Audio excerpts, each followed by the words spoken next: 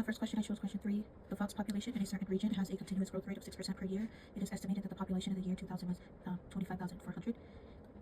A is asking us to find a function that makes the model population t years after 2000. So P of t is a population after t years.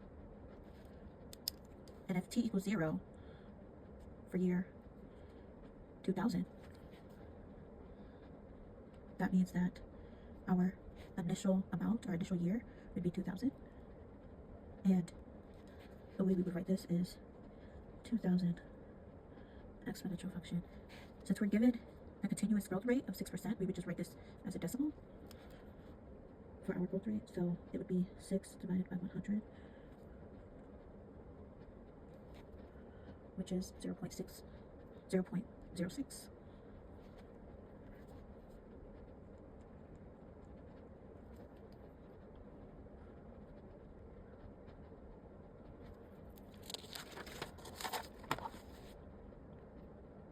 The number of bacteria in a culture is given by the function and t equals 960 with an exponential growth of 0.35 t. What is the continuous rate of growth of the bacterium population? So we can see here, since this is written in exponential form, we have our growth rate as 0.35, and as a percentage, that would be 35 over 100, which is equal to 5, and 0.35 divided over 100 is 35%. What is the initial population of a culture at t equals 0? So I'll plug in 0, which means that the product would be 0, and anything with a 0 exponent is just 1, so we would have 960 as our initial population. And for C is how many bacteria will the culture contain at time t equals 5, so we'll just plug in 5 for t.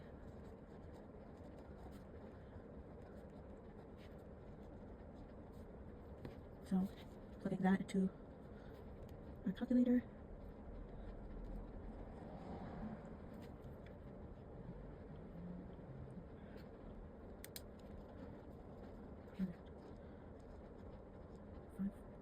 $5,524.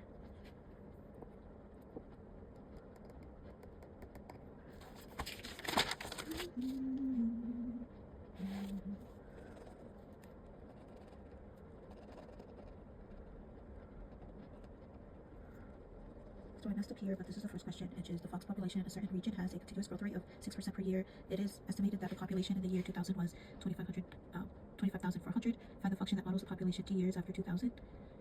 So if t equals 0 for 2000, then we know that given the population at year 2000, 25,400 would be the initial amount, and so that we would write that as our initial amount here in the equation is P of t equals 25,400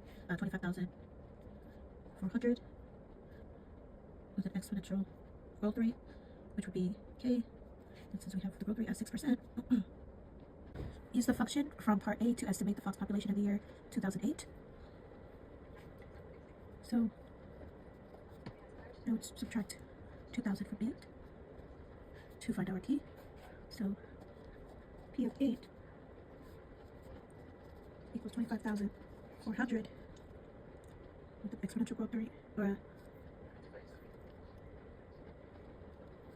exponential growth rate of 0.06 times 8.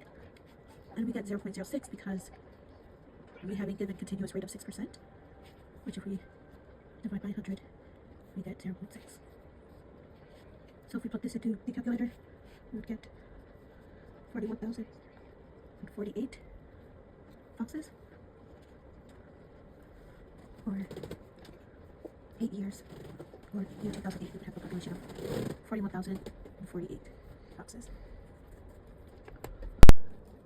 For the next question, I have question 8, which is match the formula of the exponential function to its graph. So if we have a base that is greater than 0, then the function will be increasing.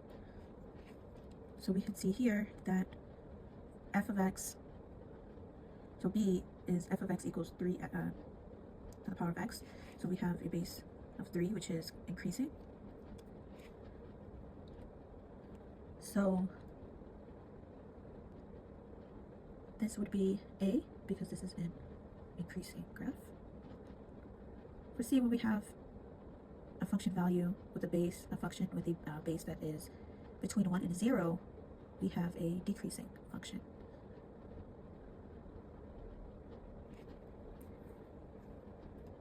Since the function value is still greater than 0, we can see here that the function is decreasing but is greater than 0.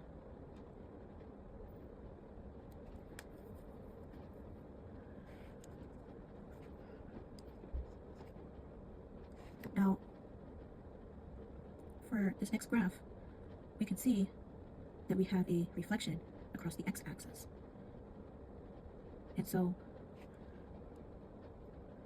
since function b is increasing here, we know that negative 3 of x would be a reflection of this graph, making this graph A. Works because it is a function that is, it has a base that is less than 0, and it has a decrease in function, which is what we see here.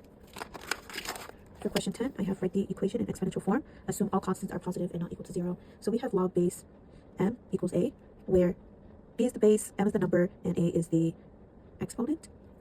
And as you can see here, the inverse of a logarithm in this form is written here. So looking at the given logarithm, I can see that the only thing that changes here in place of m, which is the number, is m. So I could go ahead and write this exponential function with m as the number, which would be b of a equals m. Question 29, solve for x.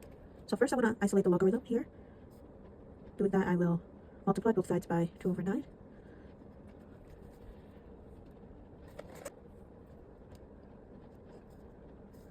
So I'll have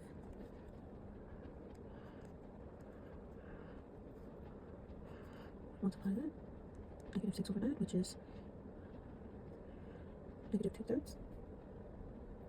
Now I'm going to put this in exponential form and solve for x. So this is the base, this is the number, this is the exponent.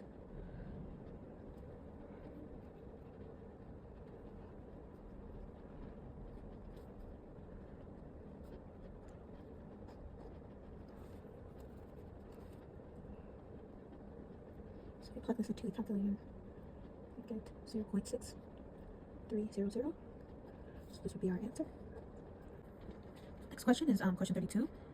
If natural log x plus natural log x minus 7 equals natural log f of x, then what is x? So if we have a natural log equal to another natural log, then we can assume that the number parts are equal because they have the same base, which is e. So I'm going to rewrite natural log as natural log x times x minus 7 equals natural log 5x, because natural logs have a base e, so we would have to factor x into this factor here. So distributing here, we would have natural log x to the second power minus 7x. Now since these have a equal base, which is base e, I can just write x to the second power minus 7x equals 5x. Now I'll solve for x. So now I'm left with a quadratic equation. If I set it equal to 0, I can go ahead and factor. So to do that, I would have to subtract 5x.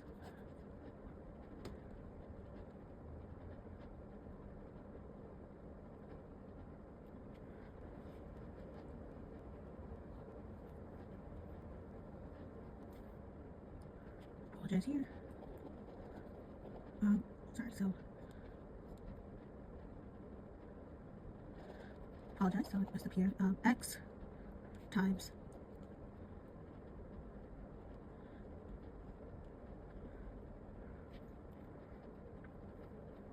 so this gives me two solutions of x, which is either x equals 0 or x minus 12 equals 0.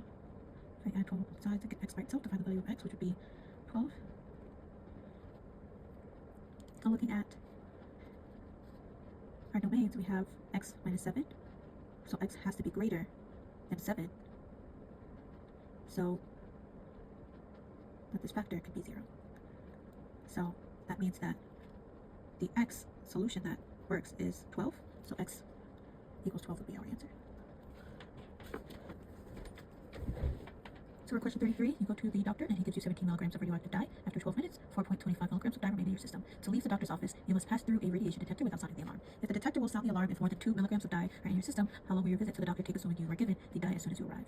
And I will be giving my answer in nearest minutes. So there's two functions that I can use to plug in my variables in here. So we have 17 milligrams of radioactive dye. After 12 minutes, we have 4.25 milligrams of dye remaining in our system. Since we are not given a exponential growth rate or our hints about our doubling time, since we're not given any information about the doubling time, we're going to use this exponential function. If you receive 17 milligrams of radioactive dye, that means that when you have an initial time 0 gives you 17 milligrams of radioactive dye. So this is our starting amount, which is here.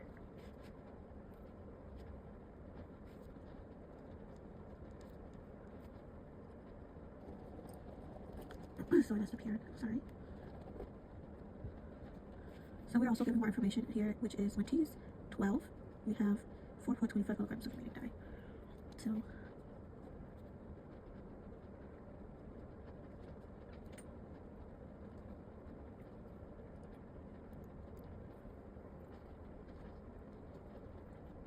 if we have the detector will sound the alarm if more than 2 milligrams of dye are in your system, how long will the visit of the doctor take, assuming you were given dye as soon as you arrived? So we want to find out the growth rate. So using this information, we can find out the value of k, because we have the initial amount, which is 17 milligrams of radioactive dye.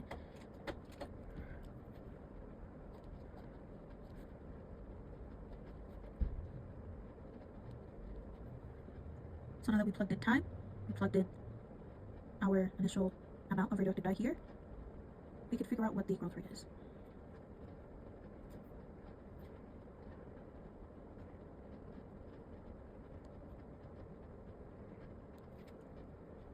Because this will be the amount here. So we'll go ahead and divide both sides by 17 here. This gives us e to the power of 12k equal to 1.25 over 17.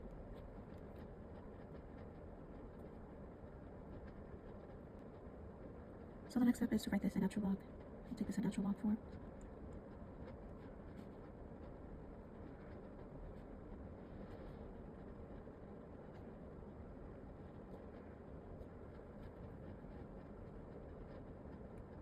So using the power property, I can go ahead and take this exponent and move it to the base.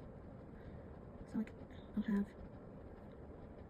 12k times natural log equals natural log of 4.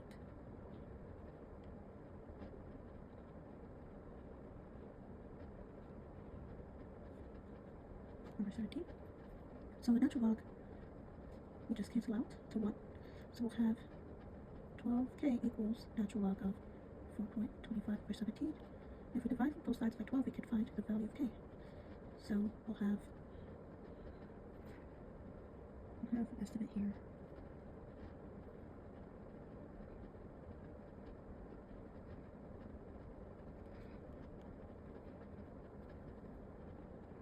So now we have the value of k here. So we go ahead and plug that into the equation. So that means that we will have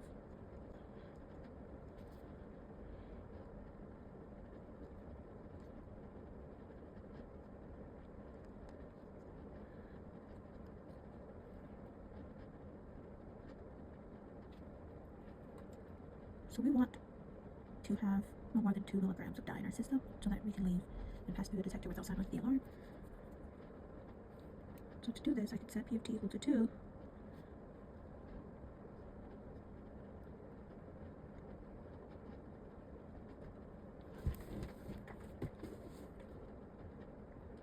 So now I'll take the natural log of both sides and I will solve for t. I'll mark my 17 first.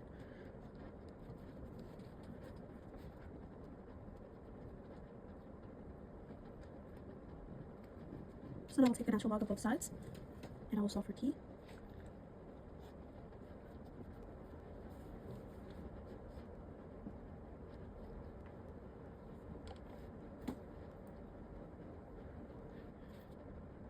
So, using the power property, if we write this as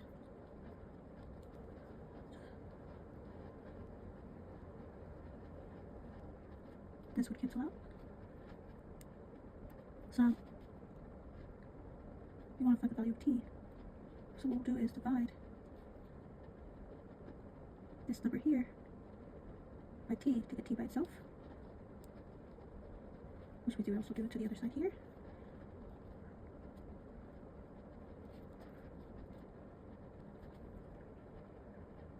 You plug this into the calculator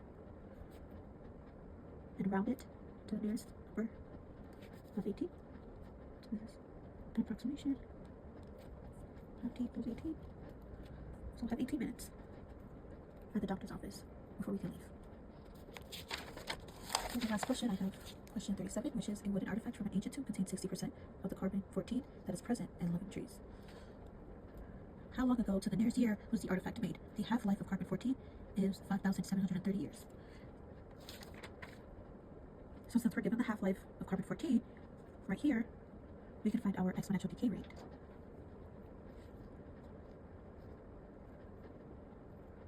So for our starting initial, grams 1,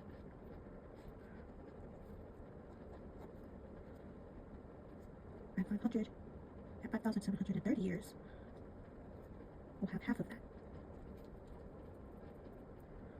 Now to find the exponential growth rate, or the exponential decay, we will use this information here to plug into our function, which would be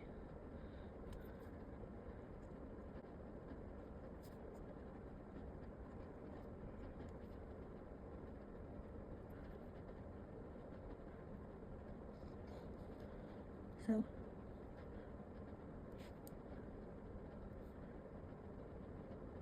if at half a carbon we plug in for time here, this is the one as the initial amount, we can solve for k by taking the natural log of both sides, applying the power property, and then dividing both sides by 5,730. So this would look like this. To apply the power property, you would just take the exponent and put it in front of the natural log. So you'll have the natural log cancels out to 1. Now to get k alone, we'll divide both sides by 5,730. Plug this into the calculator, and get an approximation of 0.000120968. So this is our k, which means p of t equals p, initial amount, with an exponential growth rate of negative 0.00120968 t. So we'll plug in the exponential growth rate here, and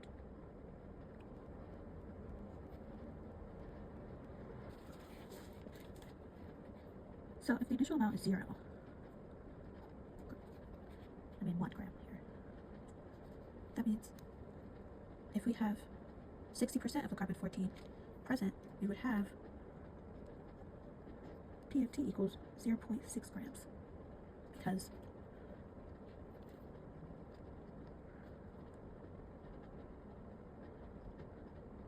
%60 of 100, or 60 over 100 is 0.6.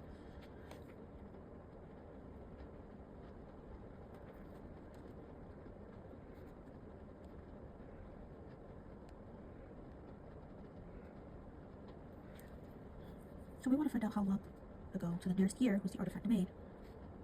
So we want to find a value of t. We have 60% of the artifact equals our initial amount with an exponential decay rate here times t. So what I'll do next is similar to what I did previously to find k, which is taking the both sides here as a natural log and using the power property to put this exponential decay in front of the natural log. So I will divide by this number here to get t by itself. We'll also do the same thing to the other side.